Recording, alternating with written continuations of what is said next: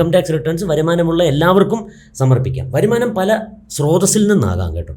ശമ്പളം മാത്രമല്ല നമ്മുടെ വരുമാനം. ഇപ്പോൾ നമുക്ക് ഒരു 10 കടമുറി നമ്മുടെ തിരുവനന്തപുരം സിറ്റിയിലുണ്ട്.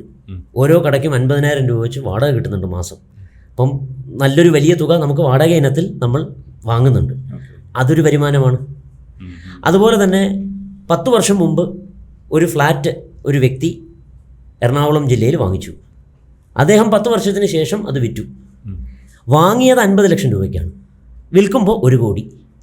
അതൊരു വരുമാനമാണ്. അതിനെ ക്യാപിറ്റൽ ഗെയിൻ എന്നാണ് പറയുന്നത്. ശമ്പളം ലഭിക്കുന്നത് ഒരു വരുമാനമാണ്. നമ്മൾ ഒരു ബാങ്കിലോ അല്ലെങ്കിൽ ഒരു ധനകാര്യ സ്ഥാപനത്തിലോ നിക്ഷേപിച്ചിരിക്കുന്ന പണം, ആ പണത്തിന് കിട്ടുന്ന ഈൽഡ് അല്ലെങ്കിൽ പലിശ, അതൊരു വരുമാനമാണ്.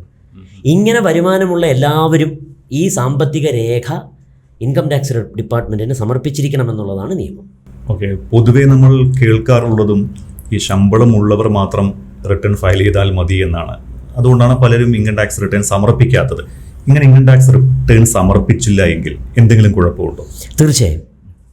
നമ്മുടെ രാജ്യത്തെ ഇൻകം ടാക്സ് ആക്ട്, ആ നിയമമാണ് ഈ രാജ്യത്തെ തൊഴിലെടുക്കുന്നവർ അല്ലെങ്കിൽ വരുമാനം ലഭിക്കുന്നവരുടെ എല്ലാവരുടെയും നികുതി ഘടന നിശ്ചയിച്ച് അത് വാങ്ങി അത് രേഖപ്പെടുത്തി മുന്നോട്ട് പോകുന്ന ഒരു സംവിധാനം നടത്തിക്കൊണ്ടു പോകുന്നത് ഇൻകം ടാക്സ് ഡിപ്പാർട്ട്മെൻറ്റാണ്.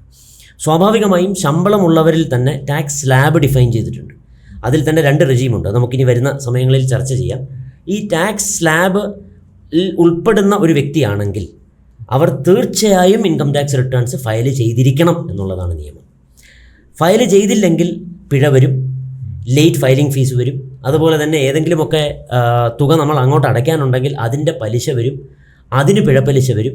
ഇങ്ങനെയൊക്കെ ഒരുപാട് നഷ്ടങ്ങൾ സംഭവിക്കാം.